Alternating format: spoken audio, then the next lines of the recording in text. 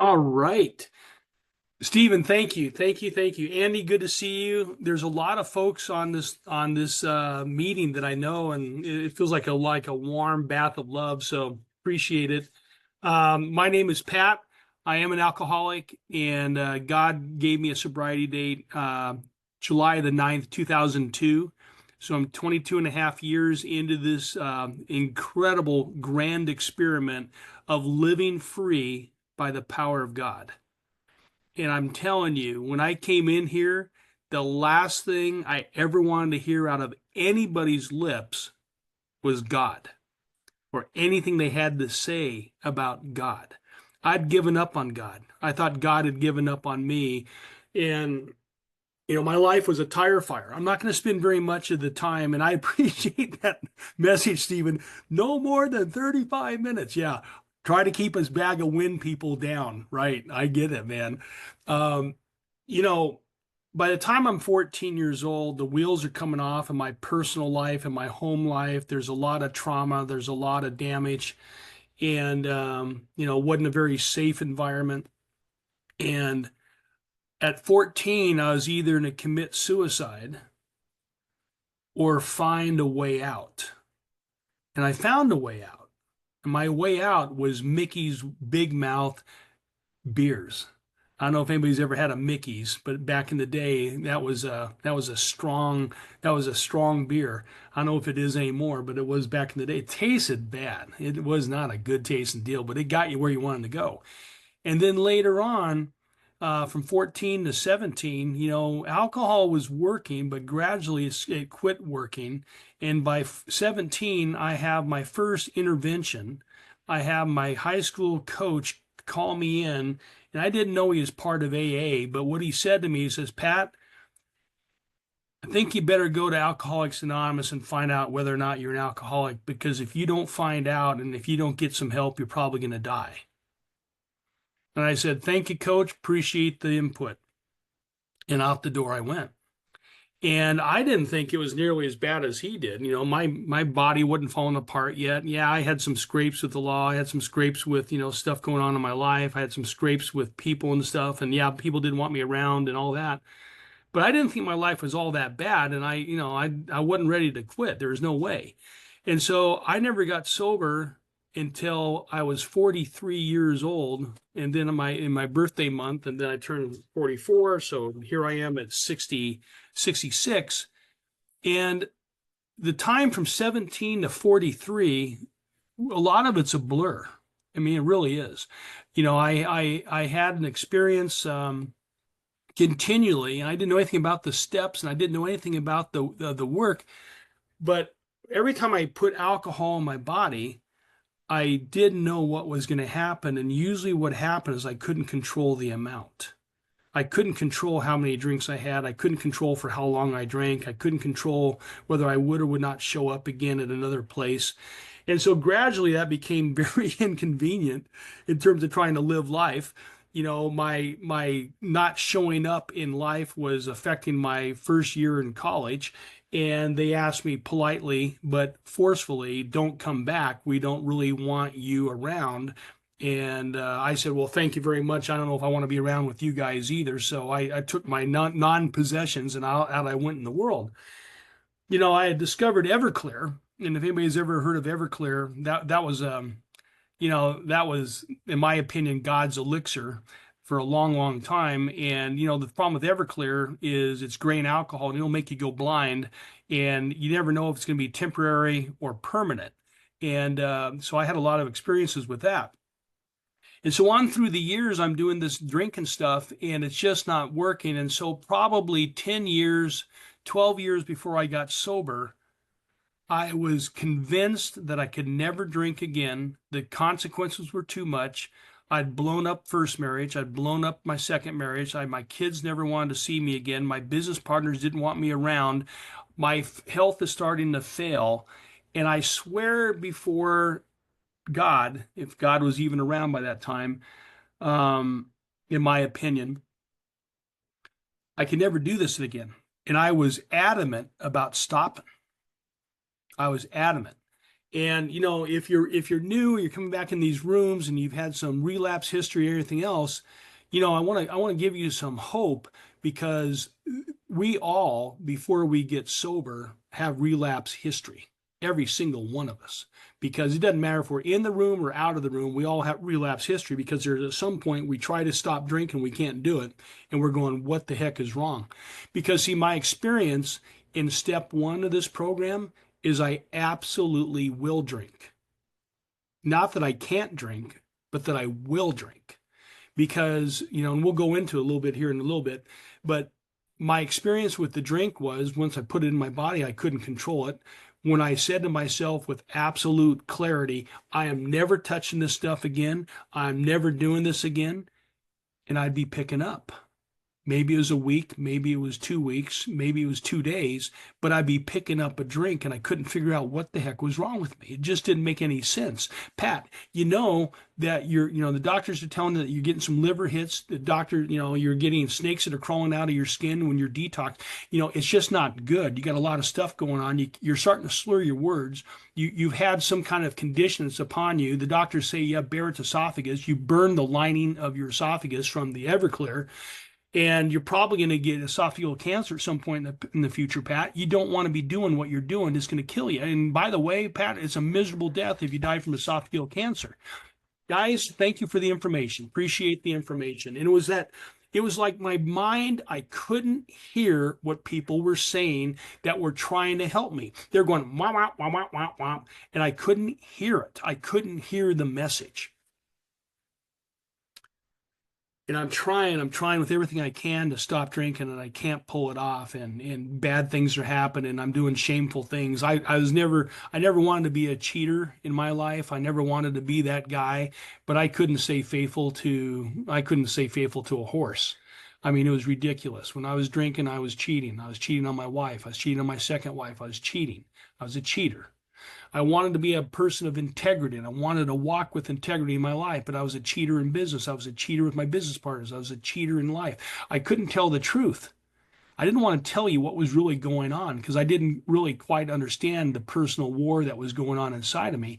And so when people would ask me, Pat, how you doing? I'd say, I have no idea. I'd make up something. I'd say, oh, I'm doing fine. I'm doing fine. And it was always, I'm doing fine to the outside world, but I wasn't doing fine at all. I was falling apart. And so I'm having some stuff going on that are in the book. And now I'm going to sort of pivot over to the book. Towards the very end of my drinking career, I had pulled off about 2 months. And it's 1991. And mind you, I don't get sober till I'm 2002. This is the last of my little itty bitty taste snippet of my drunkalog. But it's 1991. I win this sales contest. They take us to this island off the coast of the Atlantic coast, and I am uncomfortable in my own skin. I grew up with nothing, and it was very uncomfortable to be around people of wealth. People at this particular meeting were full of crystal chandeliers and crystal goblets, and people had white gloves, and people were serving me, and they had 4 forks by the table setting. Why do you need 4 forks? And there's three spoons up on top and there's 12 plates, and I'm going, I have no clue how to do this. I'm out of my element. I'm going to make a fool of myself, and I'm trying to watch the guy next to me how to do it, and he knows I don't know what I'm doing. And his advice to me, unbeknownst to what he was saying to me, he said, Pat, go get a drink. I know you've been sober for a couple months, but just go get a drink. Go get a drink to take the edge off. And I thought, you know what, Mark, that's a great idea.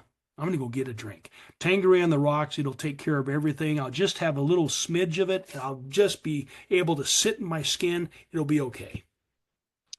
And I kid you not, folks, that started a run that lasted for 11 years. I only intended to drink for an hour, maybe two at the most.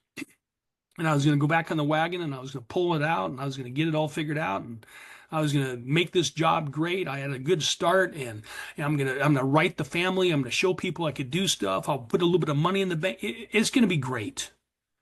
And it started an 11-year run that I couldn't turn it off. And for those 11 years, and I have kids by this time, I don't remember a whole lot of their growing up. I really don't. What I do remember is my son screaming at me and pleading with me with tears, and he's a tough kid, and he's crying because I'm driving on the wrong side of the road with black ice in the mountains, And he's saying, Dad, please stop. You're drunk. You're going to kill us. And I backhand his chest across from the front seat. And I tell him to shut up. He doesn't know what he's talking about. Oh, I remember that. I remember my two girls being at a soccer match. They were pretty accomplished competitive soccer league players, and they were playing in this ungodly Colorado heat one day, and it was 104, 105 degrees.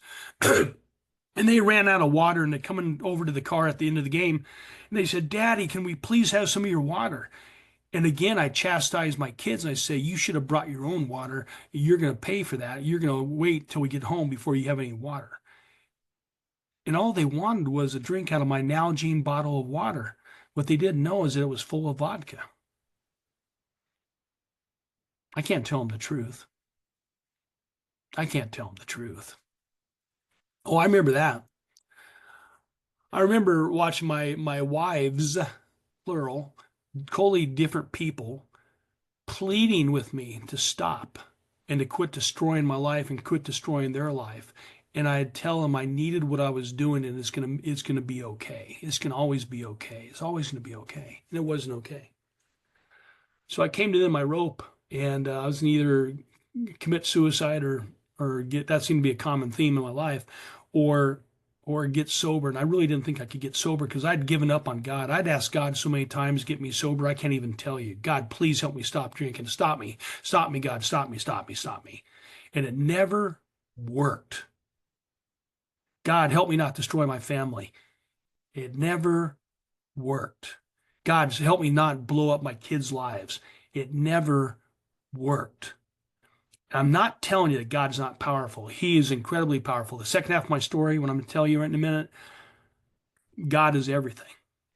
But at this point in my dark life, in the dungeon of terror of alcoholism, where I don't know up from down, left from right, hot from cold, anything, I'm in a torture chamber and I can't get out. It is quicksand that Bill Wilson talks about. I can't get any footing. I can't get on solid ground. I can't make decisions. And I go over to my adopted mom. I call her my adopted mom because, my mom was a drug addict, alcoholic. My baby sister died because of her addiction, and it was a mess. And so I was always looking for people that I could sort of put into my life that could help out. And Claudia was one of those. And every sobriety birthday, I'd call her up and I thank her for what she did for me on this July day. And I went over to her and I said, Claudia, I can't stop. I cannot stop. And she knew it for years, and she had tears in her eyes for me. And she said, Hun, I don't have any answers, but I do have a counselor. You've been seeing her for a couple of years, but you've never told her the truth. Go tell her the truth. And the counselor that I took Claudia's advice that morning, it was like 7:30 in the morning, that I went over there and barraged into her house, and unmindful of her day or anything else. And I went over to see Sally. And Sally was a counselor I've been seeing, and I've been telling her my woes of life. And I finally told her the truth. She said, Pat, why are you here today? I said, because I can't stop drinking. Nothing I do is working. And I didn't say the suicide word because she's under, state of, reporting. You can't say that, you get locked up. That's a bad thing. And so I don't say that word, but she knows what I'm saying. And she says, Pat, I think you need to go over to Alcoholics Anonymous and find out your truth, because if you are an alcoholic, they have a solution for you, because I don't. I'm a counselor. I do this counseling. I'm a professional, but I don't have what you need. Dr. Silkworth said the same thing to Bill Wilson. I don't have the power of good to put into your life, the power of God to put into your life, Bill. You got to have an entire moral, psychic change, and I can't do it. Dr. Young said it to Roland Hazard. Roland, I don't have what's wrong with, I don't have the ability, the power to fix what's wrong with you. On page 26 and 27, 28, or right around there, 26, 27, Roland's having a heck of a time. He's trying to get sober for a year over in Europe, and he can't pull it off. He goes to work with Dr. Young for a year, and he gets sober, and he thinks, man, now I know myself. I know the triggers. I know what everything's going on, and he gets drunk in short order. And he goes back to Dr. Young and says, what the heck? I spent a year with you. You told me I was going to be okay. And Dr. Young said, I've never been successful with an alcoholic of your type. unless you have a vital spiritual experience. You're going to die, be locked up, or go insane. Not very nice counsel. But that's basically what I heard too. And that counsel saved my life. So I show up in my first AA meeting, and the first thing I heard was wah wah wah wah wah wah wah wah wah. Keep coming back. I had no idea what they were talking about. I had no idea. But there was this one lady at the very far end of the table, this small group, and her name was Thalia. And Thalia saved my life that night. She said, Pat, she looked at me and she had these steely eyes, and she's like 30 feet away from me, but I tell you what, is like laser coming at me. And she's looking at me and she goes, Pat, you never have to feel the way you're feeling tonight ever again if you'll just do what we do. And you could have a life of freedom. Do you want what we have?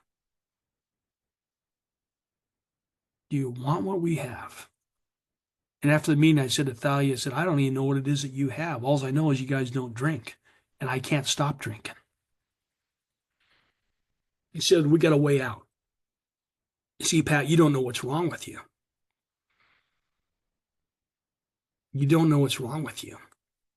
And on page 22, it does a summary of my first part of my first step. And it tells me that when I put alcohol into my body, something changes in me bodily and mentally, and I cannot stop. I can't put the plug in the jug. I can't just say no to the drink. I just can't do what all the well-intentioned words of wisdom, not wisdom, happening in some of the rooms of AA are going on. They intend to help us. Hey, just put the plug in the jug. Just think that drink through. Just don't, but we can't do it. And then on the end of page, I'll just read just for a second. I know, thanks for the timer. That's really helpful, actually, Andy. I really appreciate that. On the end of page 43, after I can't control the amount of the drink, so I go, okay, that's a good thing to know. How about page 43? It tells me the second part of the disease. Once more, Pat, at certain times, you have no effective mental defense against the first drink, except in a few rare cases. And my sponsor said, Pat, you're not a rare case. Neither you nor any other human being, not my sponsor, not a group of drunks, not the meetings, not all the service commitments, not all the anythings, all the human efforts can provide such a defense. Pat, your defense has to come from a higher power. It's got to come from a higher power. And I'm reflecting back a little bit on the big book, and on page 29, the whole purpose of these stories, on page 29, it says this: each individual in his own personal stories describes in his own language, from his own point of view, the way he established sobriety, the way he established, his service commitments, the way he established going to all the meetings. No. By the way, I'm not against any of those things. I'm heavily involved in general service in my own home groups and where I live. But he said this, from his own point of view, the way he established his relationship with God. And I didn't want to hear about that, guys. I didn't want to hear about that because I'd given up on God. And fortunately, I had a sponsor that said to me, Pat, I know you've given up on God, but God's never given up on you. You think you've been running alone, and you haven't been alone ever. The fact that you're even alive after I've heard your story is a miracle of God, and he's probably got a lot of banged up angels all around you that have taken the hit for you, taken one for the team, because you're a mess. And he said to me, he said, Pat, and this is where I'm going to go with this. We all work the 12 steps, whether we think we do or we don't. It's just whether we do it with God's power or not. My first step experience, I try to go around saying, I'm going to quit the drink. First step experience, I'm going to try to think the insanity through the first drink and not do it. I'm going to put every triggered guard I could possibly imagine in my life to protect myself, and I can't do it. And then if that's not bad enough that I have this mental and bodily problem, Dr. Silkworth says, Pat, if you have an allergy of the body where you can't control the amount of alcohol once you put it into your system, you are of a unique class. You're not like other people. You're not anything like them. That's not even bad enough. You know what the worst thing about this disease in step one is? Is that I have a spiritual malady that is going to absolutely doom me to taking the first drink. And by the way, this spiritual malady, which is selfish self-centeredness, that's the root of it, but it has some symptoms. We call it the bedevilments on page 52. And these symptoms show up in my life. And they drive me back to the mental obsession. They drive me to picking up the first drink, and I have no defense against it. Well, what is these bedevilments? Well, number one, I'm blowing up every relationship I touch. I don't have to look very far. My sponsor said, "How are your relationships going?" I said, "They're going great." And he said, "Pat, I know you. You don't have any relationship. They're all gone." He said, "Exactly. I have no problems in relationship because they're all gone." I thought that was a good answer. And he said, "How you doing on your emotional nature? How you doing on page 52, controlling your emotional nature?" And I said, "I don't even know what you're talking about." He said, "Well, when no one's looking and you're telling everybody that you're fine, I've been studying you and watching you, and you keep on telling everybody how fine you are, and I know you're not fine at all. Do you really believe the little voices in your head? Every morning you wake up, do you have the voices that are going off on you and telling you what a piece of garbage you are, that you're never going to make this, it's never going to turn, you're always going to be a disaster? Why even bother being in the rooms of AA? It's not going to work. What are you going to do with that emotional switch inside of your head that no one sees? Could you imagine for 24 hours if they could see, if everyone could see what we're thinking on our forehead, like a little croton screen going across and it reads out what we're thinking? It'd be amazing. Our emotional nature, I can't control it. I can't control the anger. I can't control the judgment. I can't control the criticism. I can't control it. And it's killing me. And then I'm prey to misery and depression. I can't seem to get a grip high enough, long enough. I mean, how many books of self-help? How many books of a way out? How many books are there in existence that are trying to fix us? I'm not against psychology at all. I'm not against psychiatry at all. I'm not against social work at all. But isn't it a little bit alarming that it just doesn't quite get to a depth that we need to get it to go? It's just a challenge. And then I'm prey to this misery and depression. The way I look at life, the way I look at my outlook on life is all twisted up. I feel miserable. And then what about just making a living? I'm not talking about just money in the bank. I'm talking about feeling satisfied with what's going on in my life. I wake up and I go, "God, thank you for another great day. I can't even believe I get a chance to live with you and do this stuff." No, no, no, no. When I was new in this program, that was the last thing I was saying. I was waking up going, "I can't believe I lived another day. How am I going to get through this day? Maybe today will be the day I die. Maybe today will be finally over and I won't have to face this stuff." Misery, depression, can't make a living. I can't seem to be of real use to other people. I can't be helpful.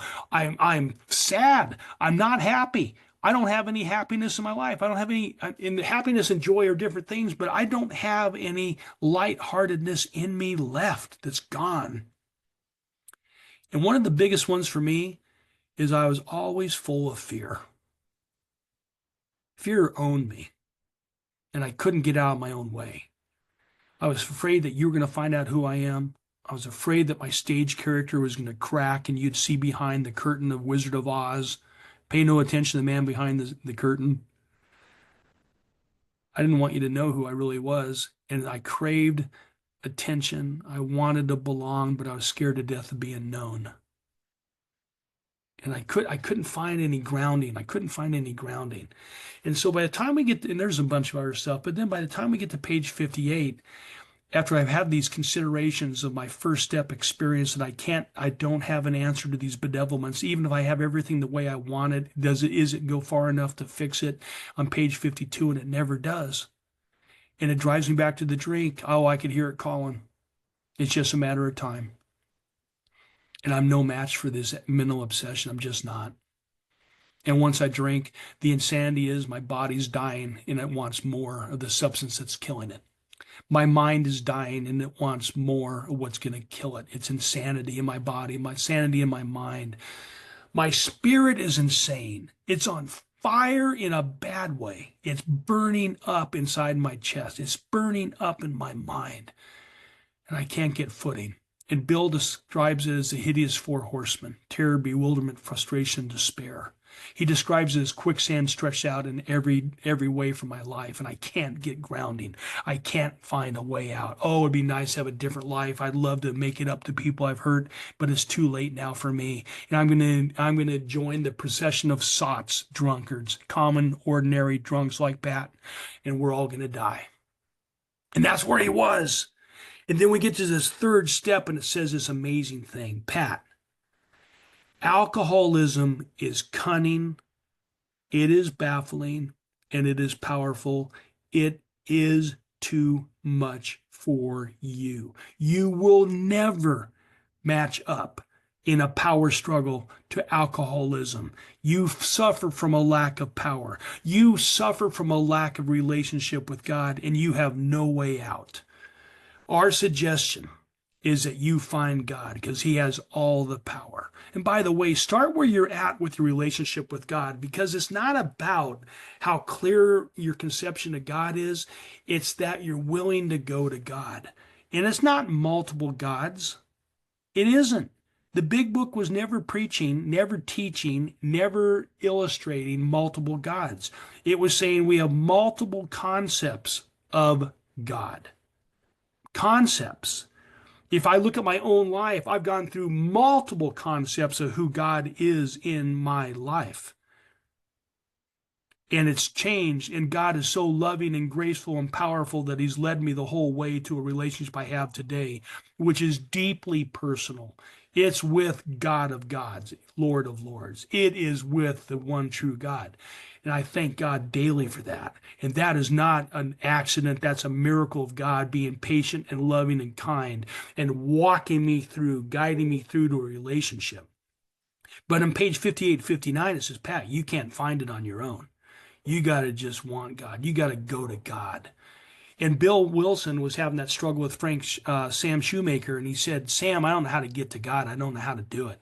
And Sam looked at him with a twinkle in his eye and said, Bill, just give everything that you know about yourself to everything you know about God. It'll be enough. And it's not a fair trade. I'm going to give God Pat. Now, what is that? A cheater, an adulterer, a liar, a bankrupt guy, a guy that can't seem to get his life together, a guy that abuses in spirit his children, puts them in terror, dangerous situations. That's what I'm giving to God. It's full of selfishness and self-centeredness. What a deal. Sign up for that one, right? I'm giving me to God, and God is going to give God to Pat. You ask me, and I'll come in and live with you, Pat. I'll never leave you. Bill was really clear about this. He said at one point in his story, he says, I wanted and needed God. And what did God do? He came. That means there's an inviting of me to God. And so wherever I'm at, it doesn't have to be all theologically correct. It doesn't have to be all churchy correct. It doesn't have to be all temple correct. It doesn't have to be anything correct. It's just a desire from my heart to God's heart. God, I want you. Whatever that is, I want you. Will you do some God stuff in my life? Because I can't. And I don't even know what that means, but will you start doing it, God? Because I give up on Pat. Bill Wilson said, I give up. Apart from God, I can do nothing. Nothing's a big word, and I used to trip on that. Nothing means I can't generate in Pat what I want Pat to have as far as how Pat wants to live. I wanted love, joy, peace, patience, kindness, love, faithfulness, goodness, self-control. I wanted all those things. Couldn't pull them off. Oh yeah, I wanted some of the money, I wanted the relationship and all the rest. But none of that was going to stick if I couldn't show up with character, if I couldn't show up with, right living, and I couldn't do it. It was too much. And I was so tired of people giving me self-help. Tony Robbins, Stephen Covey, all the things, unlimited power. I was so tired of self-help programs. I was so tired of self-help books.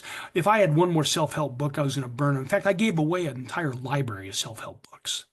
Not because they weren't valuable. They were good. I just didn't have any power to pull it off. And see, the steps is a consideration of that powerlessness and that insanity of step one, that insanity and no way out. Even if I want the way out in step two, I don't have enough power to pull it off, and only God does. And in step three, I say, God, I'm going to take a real searching look at my life, and I'm a producer of confusion. I'm not a producer of order. I'm not a producer of wanting people around. They want to be away from me. They want to retaliate. They want to hurt me because I hurt them.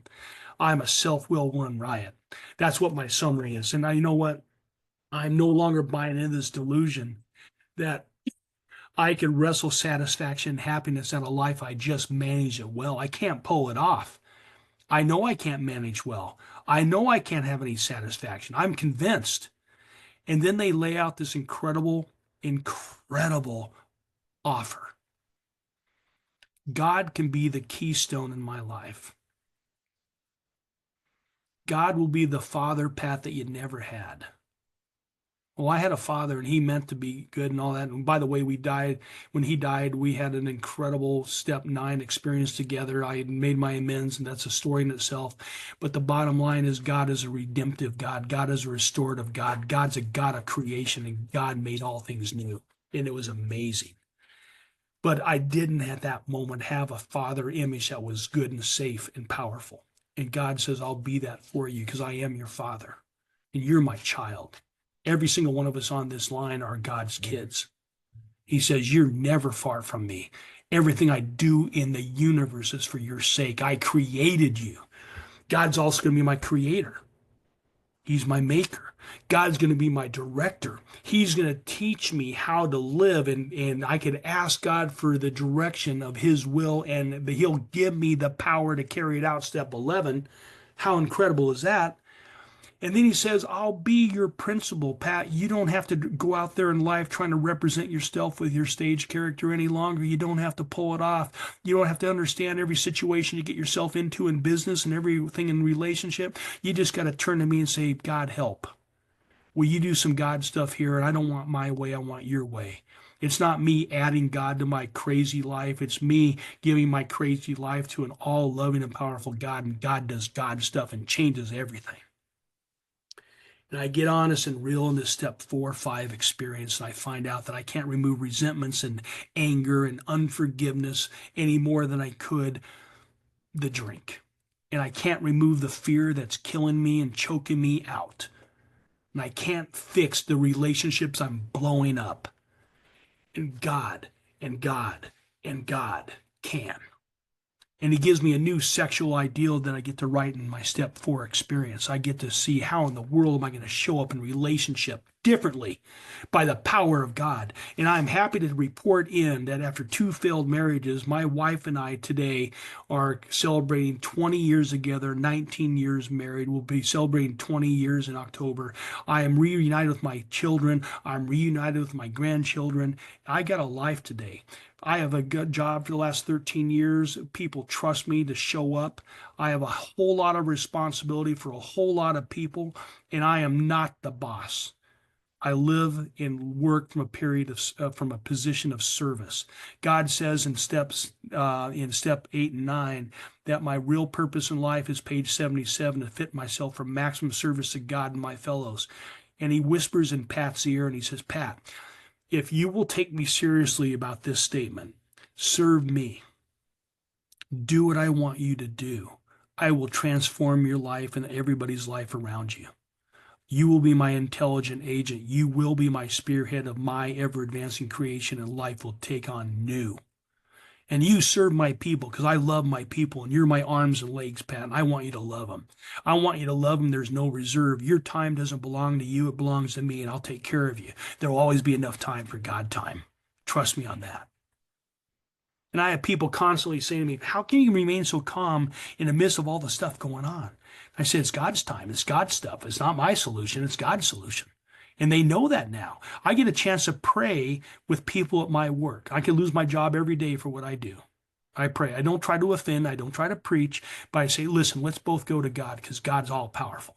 And you watch my life, you know my life. Let's go to God and see what God will do in your life. I have an assistant that's going to have the miracle of a childbirth coming up, and she couldn't get pregnant for 3 years. Tried everything, blew up money, trying to get it all done. And I said, let's pray.